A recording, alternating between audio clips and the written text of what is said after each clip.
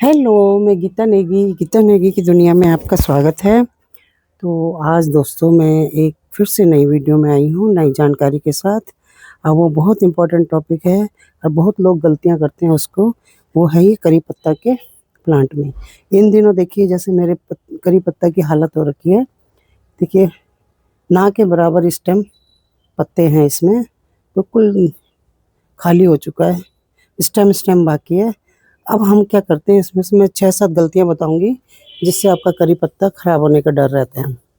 सबसे पहला कि एक नॉर्मल प्रोसेस है, ये स्टेम डोरमेंसी में है, इस तरह से ये अपनी पीली पत्तियाँ करके गिराएगा तो डरना नहीं है। तो हम लोग गलती क्या करते हैं, ये ऐसा हो जाता मरा-मरा सा प्लांट, तो हम सोचते हैं इसको खाद पानी की ज़रूरत है, बट नहीं, ये स्टेम अपने आप को सर्वाइव कर रहा है कि किसी तरह से ये डोरमेंसी के पीरियड से मैं सेव होके निकल जाऊँ।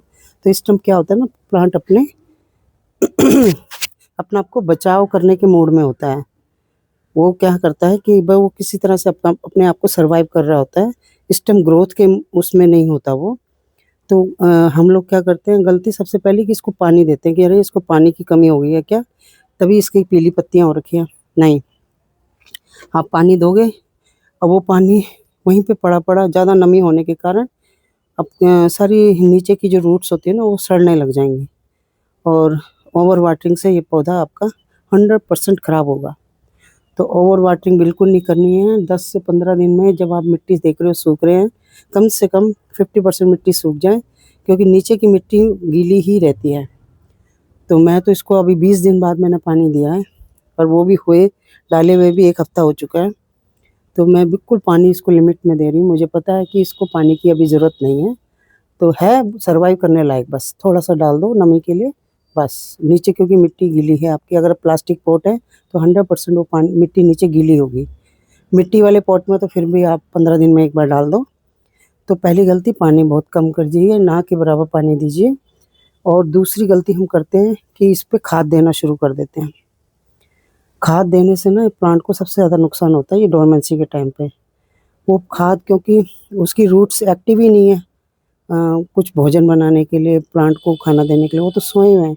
और वो खाद जब हम डाल देते हैं ना, वहीं मिट्टी में पड़ी-पड़ी सड़ती रहती है और सड़ने की वजह से ना वो क्या करती है, गर्मी पैदा करती है और उसकी जो रूट्स होती हैं उसको जलाना शुरू कर देती है।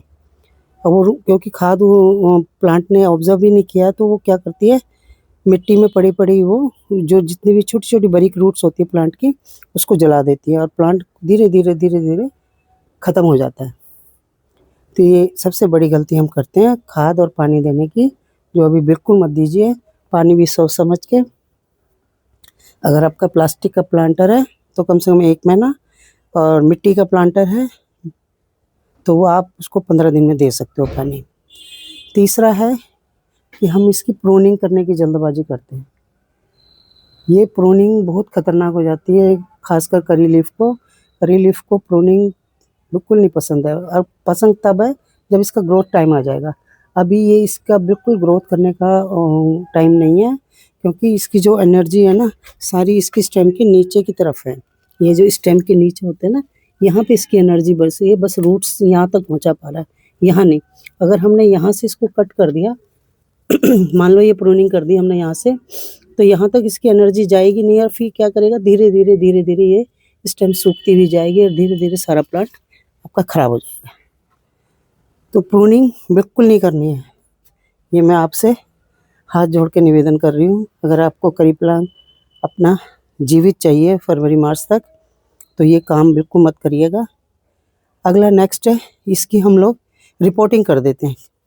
कई बार हम सोचते हैं कि चलो जी प्लांट बहुत बड़ा हो गया है और इसको क्या पता ये इसमें सफोकेशन हो रही होगी, तो बिल्कुल इसको अभी रिपोर्टिंग की ज़रूरत नहीं है। इसको इसी में पड़ा रहने दीजिए। इसकी जड़ों से आपने ज़रा भी छेड़छाड़ की तो ये 100% खराब हो जाएगा। विदिन 2 दिन 3 दिन में ही आप देखोगे इसकी सारी पत्तियाँ गिर गई हैं, डंडियाँ सूख-सूख के बिल्कुल मरी-मरी सी हो गई हैं। तो रिपोर्टिंग बिल्कुल भी नहीं करिएगा, नहीं तो आपका प्लांट बहुत मुश्किल में आ सकता है और आपका अच्छा खासा प्लांट जो अच्छी ग्रोथ लिए हुए है, मेरा देखिए कितनी अच्छी ग्रोथ लिए हुए थे, यहाँ तक पहुँच गया था। ये कम से कम 5.5-6 फुट का हो गया था और अब हालत देखिए, ये देखिए। तो ऐसी गलती बिल्कुल भी मत करिए। आप अपने प्लांट की प्रूनिंग अभी नहीं करनी है, ना ही इसकी रिपोर्टिंग करनी है। रिपोर्टिंग शिफ्टिंग तब करेंगे जब इसकी ग्रोथ का टाइम आएगा। अब प्लांट अपने आप ही इंडिकेशन देता है कि अब मेरा ग्रोथ का टाइम है, अब मुझे खाद पानी दो, अब मेरी प्रूनिंग कर दो। जो भी है प्लांट अपने आप देता है इसकी इन्फॉर्मेशन। वो क्या करेगा, ऊपर टॉप लेयर से इसकी ग्रोथ होनी शुरू हो जाएगी। तो वो इंडिकेशन होता है कि हाँ, अब ये प्लांट एक्टिव मोड में आ चुका है। अब हमें इसके बारे में क्या-क्या करना है वो सारा मैं डिटेल आपको बताऊँगी जब इसका एक्टिव मोड आ जाएगा। अभी ये बिल्कुल सोए हुए प्लांट जैसा है, इसको बिल्कुल छेड़िए मत, नहीं तो आपका प्लांट अच्छा खासा खराब हो जाएगा। तीसरा और ना लास्ट है इसका इंसेक्ट लगने का। अगर आप इसको टॉप लेयर में इसमें काले-काले एफिड देख रहे हैं, मिलीबग देख रहे हैं, तो 100% इसमें नीम ऑयल का स्प्रे करिए, क्योंकि जितना भी डोरमेंसी में गया हुआ प्लांट होता है ना, उसमें ज़्यादातर इंसेक्ट अटैक भी करते हैं, क्योंकि वो बहुत कमज़ोर होता है स्टेम प्लांट, और वो ऐसे ही कमज़ोर प्लांट्स को वो चुनते हैं अटैक करने के लिए। तो रोज़ चेक करिए अपना, जब भी आप जब गार्डन में आ रहे हैं और पत्तों को नहला रहे हैं, इसकी पत्तियों को भी नहला दीजिए, तो आपका प्लांट बहुत अच्छे से चलेगा। इसमें एफिड का अटैक होता है, एक ब्लैक कलर का होता है जो पत्तों में चिपक जाता है और धीरे-धीरे उसको पीला कर देता है। तो ये कुछ सावधानियाँ हैं, अगर आप अपने करी पत्ता में करोगे तो 100% आपका करी पत्ता सही चलेगा, और ये गलतियाँ करते रहोगे तो ये प्लांट आपका ख़राब होने में कोई भी नहीं रोक सकता। तो आशा है आपको मेरी ये टिप्स पसंद आई होंगी, और अच्छी लगे ये टिप्स तो मेरे वीडियो को लाइक, शेयर और मेरे चैनल को सब्सक्राइब ज़रूर करिएगा। और अभी-अभी जो नए लोग मेरे से जुड़ रहे हैं, उनसे भी रिक्वेस्ट है कि मेरे वीडियो को सब्सक्राइब और चैनल को सब्सक्राइब ज़रूर करिए। तो चलिए मिलते हैं नई वीडियो, नई जानकारी के साथ। बाय।